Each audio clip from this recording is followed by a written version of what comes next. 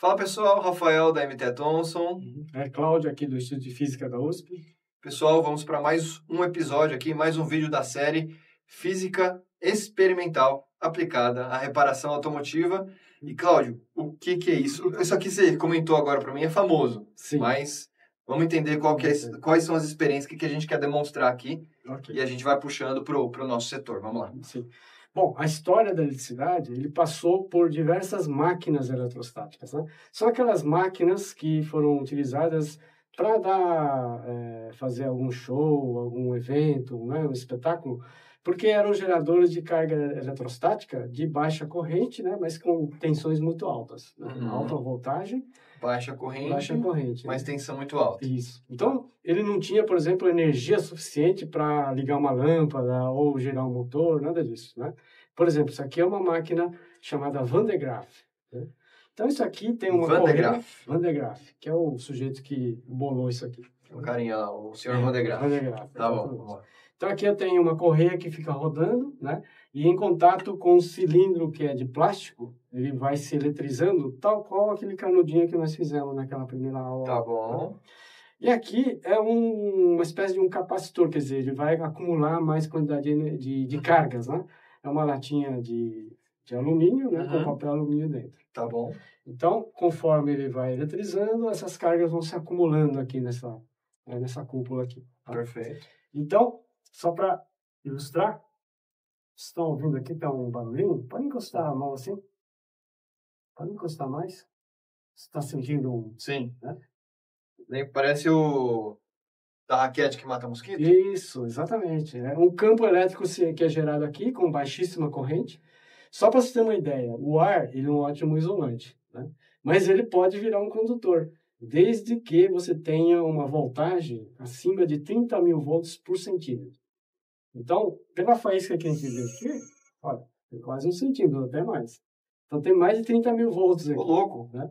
Só que cada vez que sai uma faísca, a voltagem vai para zero. Aí vai carregando de novo, pum, aí aumenta a tensão, diminui, e assim vai. Entendi. Né? Então, a tensão é muito alta, mas a quantidade de cargas é muito pequenininha. Então, não tem perigo de ninguém morrer. Perfeito. Bom, então, essas máquinas eletrostáticas, eles servem para a gente fazer demonstrações, né? De campo elétrico. Por exemplo, uma das demonstrações é repulsão, né? Repulsão de cargas de mesmo sinal. Então, aqui é forminha de alumínio, né? Condutoras, ou seja, as cargas podem passar de um para o outro porque ele tem bastante elétrons livres, né? Tá bom. Livres. Então, uma vez que isso aqui carregou, vai passar as cargas para esse, as cargas de mesmo sinal, ele se repele. Então, quando eu faço assim, ó, elas simplesmente são lançadas porque são repelidas por causa do campo elétrico. E aqui ainda no radial lá. No radial, exatamente. Tem alguma coisa a ver que você falou de capacitores? Sim. Das baterias hoje em dia dos carros mais modernos, que tem aquela bateria... Porque hoje tem os carros com bateria normal e tem os carros que tem aquele sistema de start-stop, que a bateria ela tem que trabalhar mais. O carro parou, a bateria desliga, o cara coloca o pé no acelerador, a bateria faz... O carro tem que ligar de novo.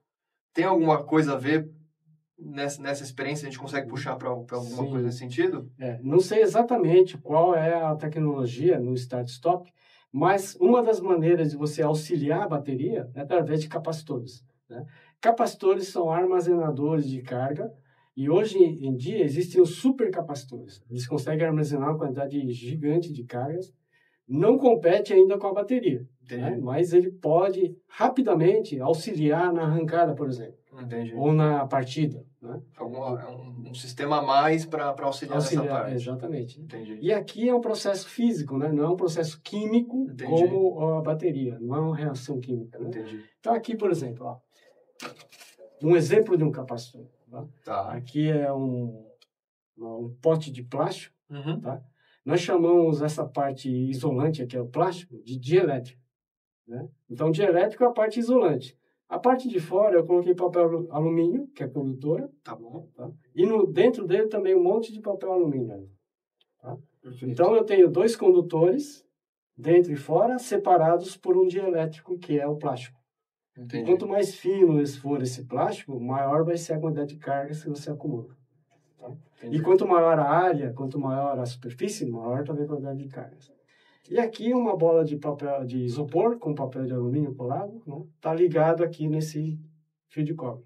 Perfeito. Então, toda essa parte de dentro... O cobre, ele é o... Condutor. Condutor aí, nesse sentido, né? Exatamente. Então, ele vai estar no mesmo potencial da parte de dentro. A bola com o papel alumínio lá dentro. E a gente vê bastante cobre nas peças elétricas dos carros, né? Exato, porque ele tem muitos elétrons livres que conduzem rapidamente a eletricidade. Quanto maior a quantidade de elétrons livres, melhor a condutividade. Né? Bom, então, essa parte de fora eu vou segurar para servir de terra e eu posso, então, acumular cargas. Então, aqui você viu que a gente consegue levar o choquinho, é suportável aqui o choquinho, né? Mas agora, eu posso armazenar uma quantidade um pouquinho maior de carga. Pronto, aí Rafael segura aqui. Tá? E pode só tocar na bola. Vamos ver o que vai acontecer. Já é um choque um pouquinho mais forte. É isso, também. E a gente poderia acumular mais carga. Né? Sim. Foi o quê? Uns 40 mil volts na minha mão, né? Não. A tensão aqui não muda, mas a quantidade de cargas aumentou um pouco mais. Né? É, mais forte. Eu senti o choquinho, deu... Um pouquinho mais Chegou no dedo aqui na mão, veio... Deu pra sentir um pouquinho. Então, se você carrega um pouco mais, deixa um pouquinho mais tempo carregando... Mais forte ainda. Você pode dar choque em muito mais pessoas. Entendi. Né? Bacana.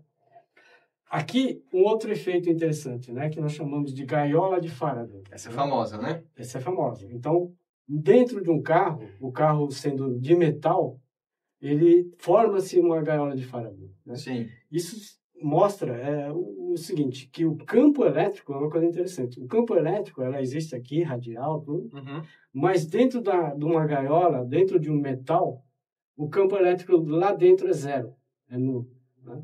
Mas por que isso acontece? É porque as cargas elétricas, né, os elétrons, no metal, eles tendem a ficar tudo na superfície. Aqui, por exemplo, os elétrons que estão aqui, eles vão estar tudo na superfície. Entendi. Mas por quê? Porque eles se repelem. E eles querem ir o mais longe possível um do outro. Entendi. Então, como as cargas ficam o mais longe possível, eles vão tudo para a superfície, né? O campo elétrico ali, em qualquer situação lá dentro, é zero. Porque se tiver campo elétrico lá dentro, o elétron vai sentir esse campo e vai querer se rearranjar. Sim. Uma pergunta que a gente já conversou, né? O carro, ele funciona como uma gaiola de Faraday, caso tome um raio, porque justamente a energia ela se espalha por todo o metal. Isso, e ela passa através do metal. E as rodas viram terra, nesse sentido. As rodas sendo de borracha ou não, né, pouco importa, porque a diferença potencial, a voltagem é tão grande que ele consegue passar através, inclusive, do pneu. Entendi. Então... Agora uma pergunta, não sei se faz sentido. Se o carro for conversível, vai também funcionar como Não, aí não. Aí você tem toda aquela parte de cima que não está blindada, né, eletrostaticamente. Então aí é um perigo, porque... Mas ele vai se espalhar, mas não se espalha o suficiente? Como que funciona isso? Na verdade, vai ser pior, porque a pessoa que está lá, né, ela tem uma condutividade um pouquinho melhor do que o próprio vidro, né? Então, de repente, ele tem acesso... Sim, vai passar por ele e depois pelo carro. Entendi. Então, a parte de cima estaria totalmente desprotegida. Assim como o carro de fibra de vidro, por exemplo, um carro que tem alguma coisa de plástico, né? Também não blinda. Entendi. Tem que ser metal. Todo metal. Beleza. Então, aqui nós vamos ver. Ó. Aqui tem tiras de papel alumínio, né? Bem fino, tanto dentro como fora. Certo. Então, vamos colocar ele aqui em cima, né? Aplicar um campo elétrico, então, a gente pode ver que só as tiras de fora é que abrem. Dentro não acontece nada. Sim. Né? Então, aqui eu descarrego, de novo. Então, dentro... Ou seja, dentro não chega lá... o campo elétrico não chega. Né? Exatamente. De fato, vai fora e irradia. Exatamente. Perfeito. E aqui um outro efeito interessante, que é o efeito pontas, né? Que é o para-raios, que né, a gente protege contra as descargas elétricas. Então aqui eu tenho uma agulha, tá? Então primeiro eu vou pegar... Esse aqui é um eletroscópio, tá? Então aqui são duas folhas de papel alumínio, né, que eles podem se mover livremente, né? Sim. Quase sem atrito. Quase sem atrito. Uma vez que você carregou, elas vão ficar com a mesma carga e vão se afastar. Então, por exemplo, eu vou ligar, né? Vou ligar aqui, ó. Ó, vendo que se afastou, né? Tá? Então, quando eu ponho o dedo, descarrega. Tá? Então, primeiro, vou aproximar isso aqui, né? Sem agulha. Tá. Então, você pode ver que, ó, aqui ainda acaba carregando, tá muito próximo, né? Tá carregando, mas não carregou muito, ó. Sim.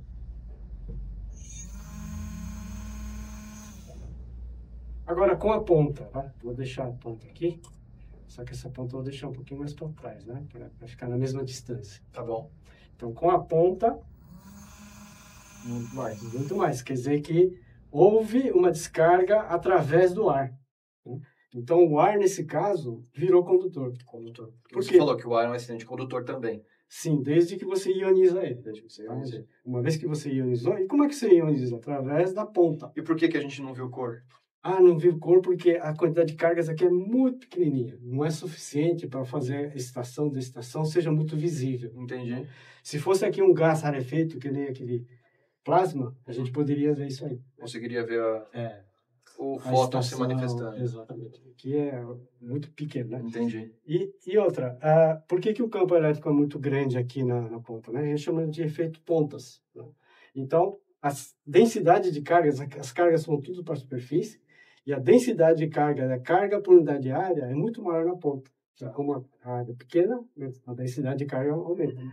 E se a densidade aumenta, o campo elétrico é muito intenso. Né? Isso faz com que haja mais ionização.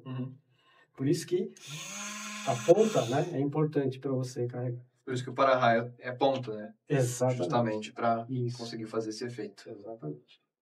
Legal. Certo? Certo. Pessoal, isso foi mais uma aula, mais uma experiência aqui do nosso conteúdo, da nossa série. Te vejo numa próxima. Cláudio, agradece a turma. Obrigado, então, pela audiência. Até a próxima. MTL Thomson.